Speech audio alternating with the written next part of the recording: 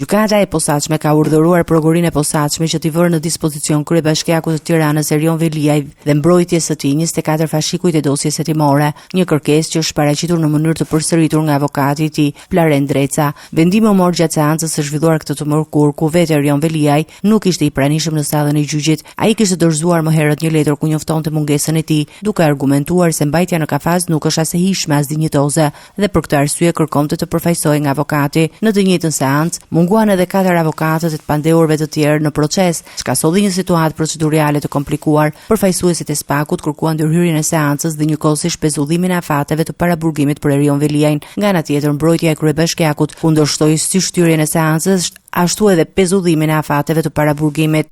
Jeni dëshmitar të faktit që çdo kërkesë që keni bërë ka marrë kohën e vet, por ka marrë përgjigjen e duhur, siç pat dhe sot, që mori përgjigjen e duhur fakti që ne akoma jemi 24 fashikuj të panjohur dhe sot gjykata na e dha mundësinë që t'i njohim mbasi kanë kaluar muajt dhe siç e pat sot praktikisht ashtu siç e thash në seancë, shkak për pezullimin e afatit paraburgimit është bërë Lart Haxhie. Sepse avokati i një kompanie që ishte në gjyqin ton, praktikisht ishte për të mbrojtur zotin Haxhia në një gjyq tjetër për të ushtruar drejtën e tij dhe kjo bëhet shkak për të pezulluar afatin zot Veliaj, i cili nuk ka asnjë lidhje as me avokatin, as me personin dhe nuk ka asnjë kontribut që mos zhvillohet procesi. Ju jeni dëshmitar të faktit që unë kam qenë çdo proces gjyqësor. Pas diskutimit mes palëve, gjykata e posaçme vendosi që SPAK duhet i vërë në dispozicion mbrojtjes Veliaj të gjitha fashikujt e dosjes hetimore, duke garantuar akses të plot në materialet e hetimit. Seanca u shoqërua me debate procedurale mbi vijimin e gjykimit dhe afatet e paraburgimit, ndërsa procesi ndaj të pandehurve pritet të vijojë në seancat e ardhshme.